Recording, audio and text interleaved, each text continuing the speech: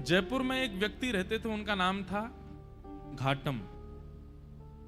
घाटम नाम था।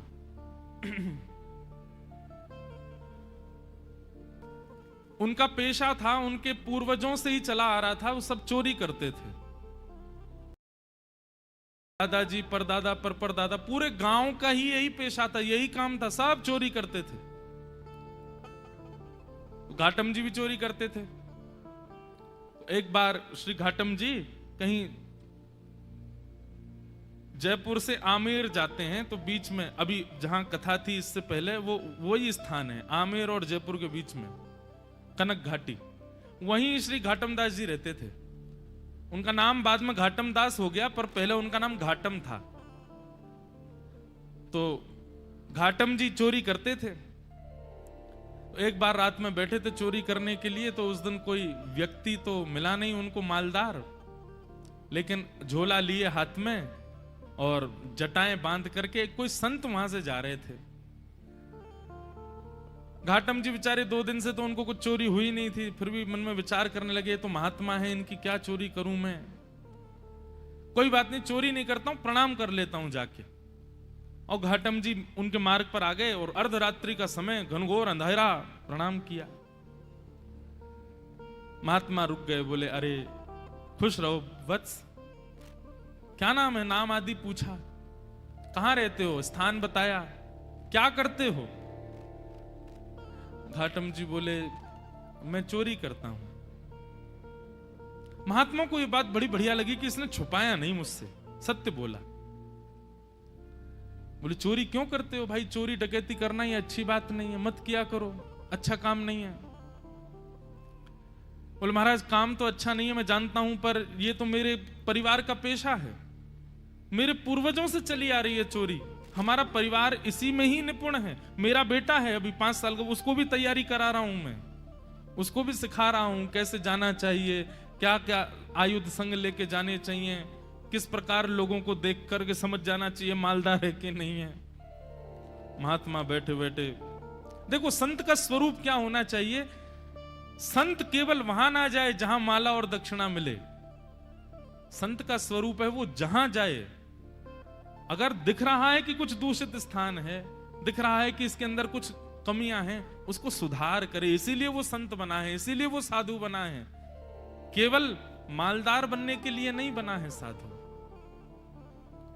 महात्मा को चिंता हो गई, बोले अगर मैं इसको कुछ सिखा करके नहीं गया और इसका जीवन परिवर्तित करके नहीं गया, तो इस मार्ग से निकलना मेरा दुष्कर हो जाएगा। ठाकुर जी ने मुझे इस मार्ग से भेजा है, इसका मतलब ठाकुर जी चाहते हैं कि इसको मैं कुछ बताऊं। महात्मा जी ने उसको बैठाया, बोले सुनो ये घाटम, तुम चोरी मत किया करो, तुम छोड़ दो चोरी। बोले महाराज जिसके रग रग में, जिसके रक्त में चोरी हो, वो कैसे छोड़ सकता है। अरे हम तो ऐसे हैं, परिवार में भी हम लोग रोटी भी पानी हो तो हम चोरी करके ही पाते हैं, हम रसोई में मांगते नहीं रोटी दे दो, हम वहां भी चुपके से ही जाते हैं। इतना ज्यादा हम लोगों में चोरपन घुस चुका है कि अब ये निकल नहीं सकता। महात्मा थोड़े व्याकुल थे, तो घाटम जी बोले भगवान आप देखिए व्याकुल मत होइए, मैं भी विवश हूं कि मैं नहीं छोड़ सकता चोरी, पर हां चोरी के अलावा जो कहोगे वो करूंगा। चोरी तो मैं करूंगा, लेकिन उसके अलावा आप जो कहोगे वो मैं अपने जीवन में उतार लूंगा, उस आज्ञा को मैं सर्वोपरि मानूंगा, बस चोरी के छोड़ने को मत कहो, चोरी के साथ साथ जो कहोगे मैं करूंगा। महात्मा ने विचार किया, महात्मा बोले ठीक है 4 बातें लिखो। सबसे पहली बात, तुम सत्य बोलोगे। घाटम जी बोले ठीक है, आज के बाद चाहे कुछ हो जाए मैं सत्य ही बोलूंगा। दूसरी बात लिखो, संत जनों का खूब सम्मान करोगे, आदर करोगे। बोले जी महाराज जी। तीसरी बात लिखो, जो भी लाओगे घर में, चाहे चोरी करके लाओ, चाहे प्रेम से लाओ, कमा के लाओ, सबसे पहले ठाकुर जी को निवेदित करोगे, उसके बाद स्वीकार करोगे। बोले जी। और चौथी और अंतिम बात, कहीं मंदिर दिख जाए, मठ दिख जाए, आश्रम दिख जाए, संत दिख जाए, 100 काम छोड़ के चोरी करके भाग रहे हो, सिपाही पीछे पड़े तो भी रुकोगे, प्रणाम करोगे, फिर जाओगे। घाटम बोला जो आज्ञा। अब ये 4 बात मेरे लिए अध्यादेश हैं, आदेश नहीं है, अध्यादेश है। चाहे दुनिया इधर उधर हो जाए, मैं इन 4 बातों को कभी नहीं छोड़ूंगा। संत बोले ठीक है। अब देखो गुरु आज्ञा कितनी बड़ी होती है। ये कोई लिखी हुई कथा नहीं है, ये असली कथा है। आज भी घाटम जी का वहां घर है, आज भी उनका वंश है वहां पर। और इनका जो मतलब कुल गोत्र था, हमारे राजस्थान की तरफ मीणा होते हैं, वो उन्हीं परिवार में से थे। तो घाटम जी ने अपने गुरु की आज्ञा मान ली। बोले 4 बातें मुझे करनी है। एक बार कुछ संतों की टोली जा रही थी, घाटम जी ने देख लिया, दौड़ करके गए, चरणों में निवेदन किया मेरे घर आ जाइए, प्रसाद पा लीजिए। संत बोले ठीक है। अब घर पहुंच गए। अब लेकिन घाटम जी के घर पे व्यवस्था कुछ नहीं थी भोजन की। पत्नी से कहा 5 मूर्ति आई हैं, भोजन बनाओ। बोले 5? हम 2 के लिए तो भोजन नहीं है, 5 को कैसे पवाऊं मैं? घाटम जी बोले गुरु आज्ञा निरर्थक हो जाएगी, मुझे कैसे भी इनको 5 को प्रसाद तो पवाना है। घाटम जी ने देखा कि पड़ोस में एक कोई व्यक्ति रहता, उसके पास में उसके गेहूं अनाज आदि का भंडार है, थोड़ा चोरी करके ले आता हूं, उससे बना के इनको पवा देंगे, गुरु आज्ञा पूरी हो जाएगी। गुरु जी ने यही तो कहा है कि संतों की सेवा करो, अब कैसे भी करो, चोरी करके करो चाहे कुछ करो। दौड़ करके गए, वहां से कुछ अनाज आदि ले आए, घर पर ला करके प्रसाद बनवा करके पवा दिया। घाटम जी की चिंता हो गई कि आज सवेरे बारिश हुई थी और मैं चोरी करके लाया हूं, तो निश्चित मेरे पैरों के चिन्ह बन गए होंगे, और उसको यदि पता चल गया कि मैंने चोरी किया, वो घर आ जाएगा, मुझे पकड़ करके ले जाएगा, आदि आदि मन में विचार करने लगे। लेकिन मैंने तो गुरु आज्ञा के वश होकर के किया ना। इतने में ही वर्षा हो गई, आंधी तूफान आया और सब उनके चरण चिन्ह आदि मिट गए। तो उनको ये अटूट विश्वास हो गया कि मैंने गुरु आज्ञा मान करके पूर्ण किया, तो ठाकुर जी मेरी सहायता कर रहे हैं, मेरे रक्षक बने हुए हैं। घाटम जी का जीवन ऐसे चलने लगा। गुरु पूर्णिमा का समय था। घाटम जी ने मन में विचार किया, मेरे गुरु ने मुझको सब कुछ प्रदान किया, इस बार गुरु दक्षिणा के रूप में ऐसी कोई वस्तु या इतना धन कुछ दूं गुरुदेव के यहां कि वर्षों तक भी अगर मेरे यहां से सेवा ना जाए तो गुरु जी को दिक्कत ना हो, मेरी तरफ से ऐसा रहे कि हां परिपूर्ण हो गई सेवा। उसके लिए एक बड़ी चोरी कर लेता हूं, उसके बाद फिर मैं धीरे धीरे छोड़ ही दूंगा। एक बड़ी चोरी करता हूं, उससे जो धन आएगा गुरुदेव को दे दूंगा। और घाटम जी ने विचार किया क्या चोरा हूं। तब उन्होंने विचार किया, बोले कि यहां आमेर का जो राजा है, इसके घोड़े बड़े कीमती हैं, और उनमें भी एक काला अश्व है, काला घोड़ा है, वो सबसे ज्यादा कीमती है, ऐसा पूरे भारत में नहीं है।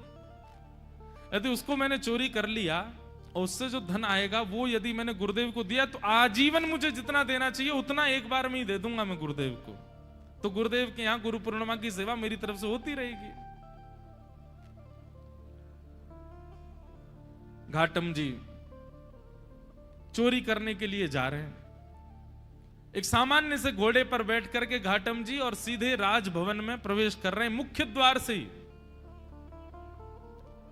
प्रवेश करने लगे तो द्वारपालों ने रोका, ए कहां जा रहे हो, क्या नाम है तुम्हारा? बोले घाटम। कहां जा रहे हो? बोले चोरी करने जा रहा हूं, झूठ नहीं बोलना है, गुरुदेव ने मना किया है। तो द्वारपालों ने मन में विचार किया, ये जरूर राजा का कोई गुप्तचर है, राजा का कोई बहुत घनिष्ठ व्यक्ति है, हमने इसको रोक दिया है, इसका परिचय पूछना, इसलिए बुरा मान गया, बुरा मान करके कह रहा चोरी करने जा रहा हूं। ए भाई सुनो, द्वार खोल दो, ये कोई राजा का परिचित व्यक्ति होगा, ऐसे कौन बोलता चोरी करने जा रहा हूं। द्वार खुल गए, वो भीतर प्रवेश कर गए।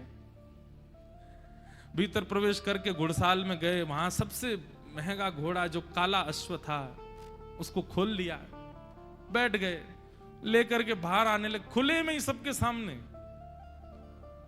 बाहर की ओर जाने लगे। तो द्वारपालों ने कहा ये तो राजा का घोड़ा है, ये क्यों ले जा रहे हैं? फिर भैया ये काला अश्व कहां लेके जा रहे हो?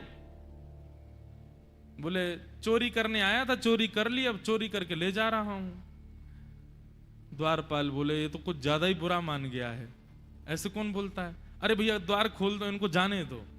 रोको नहीं। उनका सत्य और वहां द्वारपाल का उसके प्रति ये भाव रखना कि बुरा मान गए, वो ऐसा फिट हुआ कि किसी को शंका ही नहीं हुई कि ये चोरी कर रहे हैं। घोड़ा लेकर के चले गए और उसी समय राजा ने आज्ञा की मेरे घोड़े तैयार करो, मैं भी जाऊंगा कहीं। ऐसा उसने आज्ञा की। जाके देखा तो काले अश्व थे नहीं। अफरा तफरी मची। जब द्वारपालों के कान में बात पहुंची तो उन्होंने हल्ला किया कि अरे एक व्यक्ति आया था, आकर के इतना सत्य बोल के, वो तो बोल के गया मैं चोरी करने आया हूं, चोरी करके ले भी गया, तुमने रोका क्यों नहीं?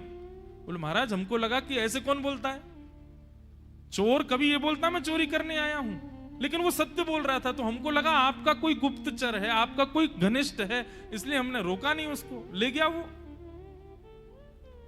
सैनिकों को भेजा, जाओ पकड़ लो उसको, घोड़े लेके आओ।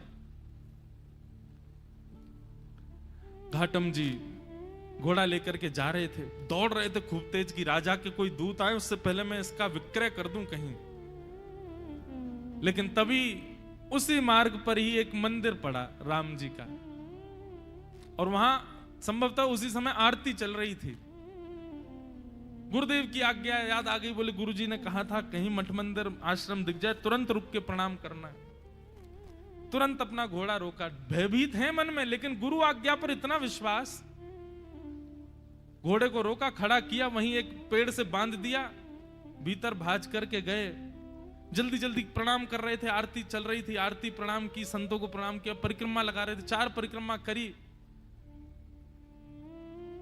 लेकिन जब तक वो बाहर आते उससे पहले सैनिक आ गए, और सैनिकों ने आकर के देखा घोड़ा खड़ा है, लेकिन एक आश्चर्य हुआ, वो घोड़ा जो काला था वो श्वेत हो गया था, लेकिन घोड़े की आकृति, घोड़े की कद काठी, घोड़े का स्वरूप बिल्कुल वैसा ही था जैसा उस काले, बस उसका वर्ण श्वेत हो गया।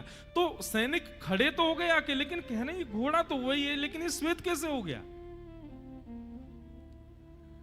घाटम जी निकल करके बाहर आए, सैनिकों ने उनकी ओर देखा, ये घोड़ा किसका है?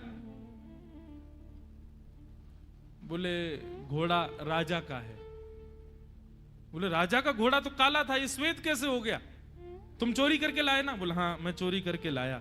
ये श्वेत कैसे हो गया? बोले ये तो मुझे नहीं पता, क्योंकि मैंने जब बांधा था तब तो काला ही था, ये श्वेत कैसे हुआ ये तो मुझे नहीं पता। अरे तुझे नहीं पता, ऐसा कैसे बोल सकते हो? बोले मैं सत्य बोल रहा हूं, मुझे लगता है मैंने जिनको निवेदित किया उन्होंने इसको श्वेत कर दिया। सैनिक बोले क्या बोल रहे हो ये? बोले हाँ मैं जो भी चीज लाता हूं पहले ठाकुर जी को निवेदित करता हूं, तो शायद ठाकुर जी श्याम वर्ण के हैं, उन्होंने सोचा होगा श्याम वर्ण के घोड़े पे मैं बैठूं दिखूंगा ही नहीं, इसलिए उन्होंने श्वेत कर दिया। सैनिक बोले ये क्या तुम बोल रहे हो? बोले मैं सत्य बोल रहा हूं, ये वही घोड़ा है जो राजा का है, मैं चोरी करके लाया हूं, मैंने बांधा था तब काला था, आप लोग आए तो कहीं आप मुझे पकड़ो ना, इसलिए ठाकुर जी ने श्वेत कर दिया, पर संभवतः आपने पकड़ लिया मुझको। तो तुम ये कहना चाहते हो ठाकुर जी तुम्हारी चोरी में सहायता कर रहे हैं? नहीं नहीं, सहायता तो ठाकुर जी नहीं कर रहे हैं, पर ऐसा कह भी दें तो कोई अतिशयोक्ति नहीं, कर तो रहे हैं, श्वेत उन्होंने ही किया है। बोले इसकी बातें हमें समझ नहीं आ रही, इसको पकड़ के राजा के पास ले चलो। राजा के पास ले गए। राजा ने जब घोड़ा देखा, राजा खुद आश्चर्य, बोले ये है तो मेरा ही घोड़ा, पर ऐसा भी नहीं कि इस पर कोई रंग लगाया हो, इसका वास्तविक रंग श्वेत कैसे हो गया? घाटम जी से पूछा, घाटम जी बोले मैं सत्य बोल रहा हूं, आप लोग मान नहीं रहे हैं, मैं ठाकुर जी को निवेदित करता हूं, जो भी चुराता हूं मैंने ठाकुर जी को निवेदित किया, उनको नहीं भाया होगा काला, इसलिए गोरा कर दिया। घाटम जी की बात पर किसी को विश्वास नहीं हो, तब राजा बोला एक तरीका है, यदि तुम्हारी बात में इतनी सत्यता है कि ये वही घोड़ा है, तो मेरे घोड़े के गाल के पास में एक मस्सा है, यदि वो मस्सा इसके हुआ तो मैं समझ जाऊंगा कि भगवान तुम्हारी सहायता करते हैं, तुम्हारी गुरु आज्ञा ही तुम्हारी सहायता करती है, तुम जो करते हो सब, और मैं तुमको छोड़ दूंगा। राजा ने जाकर के घोड़े की नार पर जब बाल हटा करके देखा तो वो मस्सा बिल्कुल वैसा ही था जैसा एक काले घोड़े के था, वही घोड़ा। राजा से विश्वास नहीं हुआ नेत्रों पर। उसी समय चरणों में गिर गया।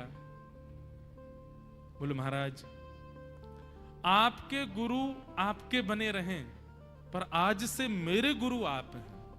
आप चोरी चकारी छोड़िए, सारे काम छोड़िए, आज से आप मेरे दरबार के राजगुरु हैं। आपकी गुरु आज्ञा इतनी प्रतापशाली कि आप एक चोरी का कृत्य करते हैं, उसमें भी ठाकुर जी सहायता करते हैं आपकी। आज से आप मेरे राजगुरु। और श्री घाटम जी को राजगुरु बना दिया। लेकिन राजगुरु बनने के बाद घाटम जी को बड़ी आत्मग्लानि हुई। उन्होंने मन में विचार किया कि मैंने गुरुदेव की आज्ञा मानकर के अपने दुष्कृत्य को नहीं छोड़ा, उसका यह परिणाम हुआ कि आज मैं एक राजगुरु बन गया। यदि मैंने अपने कृत्य भी सुधार लिए होते, सदकृत्य किए होते, तो आज ठाकुर जी मुझको मिल गए होते।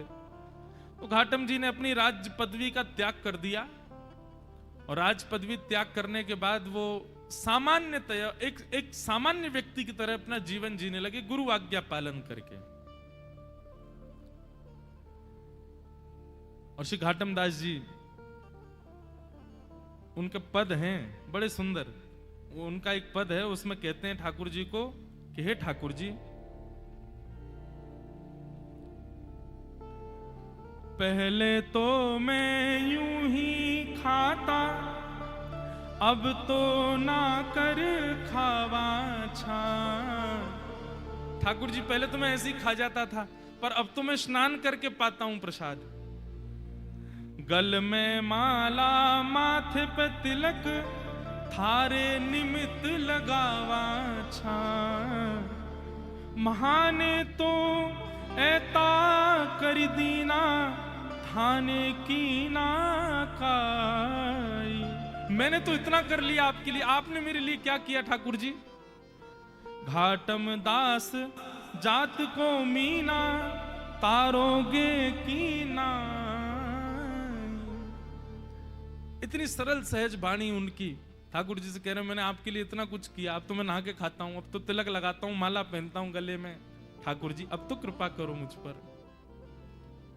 श्री घाटम दास जी का एक पद है, बहुत सुंदर पद है। जे नर रसना नाम उचारे, जे नर रसना नाम उचारे। आप लोग व्याख्यान बीच में जहां मुझे जरूरी लगेगा मैं करूंगा, लेकिन समझते रहिएगा। घाटम दास जी कह रहे हैं जो व्यक्ति अपनी रसना से भगवान नाम उच्चारण करता है, उसके साथ क्या क्या होता है, श्री घाटम दास जी वर्णन कर रहे हैं। जे नर रसना नाम उचारे, जे नर रसना नाम उचारे, जे नर रसना नाम उचारे, जे नर रसना नाम उचारे। काम क्रोध मद लोभ तजे, काम क्रोध मद लोभ। घाटम दास राम को परिचय, तीनों लोक उधारे। जब आप राम बोलते हैं, मस्तिष्क पर भगवत चरणार विंदों का तिलक लगाते हैं, भेष भी भगवत भेष धारण करते हैं, तो निश्चित रूप से आप राम के हैं, ये परिचय आपका हो जाता है। सबका अपना एक परिचय है, पर वैष्णव का परिचय दूर से देखने मात्र से पता चल जाता है कि ठाकुर जी का है। इसीलिए मैं कहता हूं कि भेष बहुत आवश्यक है। यमदूत दूर से देख के समझ जाएं कि हाँ ठाकुर जी को सेवक है, ठाकुर जी को चरण उपासक है। भले ही भीतर से कुछ भी हो, बाहर से भेष के रूप में ही केवल तुम ठाकुर जी के बन जाओ, वही से ही कल्याण है। घाटम दास जी कह रहे हैं राम जी का परिचय, जिस प्रकार कहीं पुलिस वाले बैरिकेटिंग लगा दें या कहीं वीवीआईपी लोग नहीं जाने देते भीतर, तो वहां आप अपना परिचय बताते हो कि हमारा उससे परिचय है। वहां के एमएलए हमारे चाचा हैं, वहां के वो मुख्यमंत्री हमारे फूफा जी हैं, ये है वो है, ऐसे परिचय देकर के भीतर चले जाते हो। घाटम दास जी कह रहे हैं तीनों लोग सब जगह पहरेदारी है। पाप करने वाला नरक जाएगा, पुण्य करने वाला स्वर्ग जाएगा और भक्ति करने वाला वैकुंठ जाएगा। इनके अतिरिक्त व्यक्ति यहां कोई नहीं आ सकता। परंतु घाटम दास जी कहते हैं जिसका राम जी से परिचय है, जो राम जी का है ऐसा जिसका परिचय है, तीनों लोक उद्धार है। उसको तीनों लोक में कहीं भी रुकावट नहीं हो सकती, वो तीनों लोकों से उबर जाता है। जे नर रसना नाम उचारे, ऐसे घाटम दास जी। फिर कालांतर में उनको आगे चल करके ठाकुर जी का प्रत्यक्ष साक्षात्कार दर्शन हुआ और दर्शन के पश्चात वे भगवत धाम को प्रस्थान कर गए। तो एक सदगुरु की कृपा, उसकी सामान्य वाणी। अरे राह चलते हुए एक संत ने 4 बातें बता दी एक चोर को, और उस मार्ग पर चल करके वो चोर एक दिन ठाकुर जी के प्रत्यक्ष दर्शन कर लेता। हम चोर तो नहीं है, हम डाकू तो नहीं है, हम डकैत तो नहीं है, हम इतने नीच तो नहीं है, हम तो सामान्य मानव हैं। शुद्ध रोटी खाते हैं, शुद्ध जल पीते हैं, शुद्धता से रहते हैं, सब काम ठीक करते हैं। हम में इतने अवगुण नहीं है। हम गुरु आज्ञा को यदि मान लें तो हमारी स्थिति क्या होगी। इसलिए भैया आज्ञा गुरुणाम अविचारणीयाम, ये रहुगण जड़ भरत संवाद इसी बात का प्रतिपादन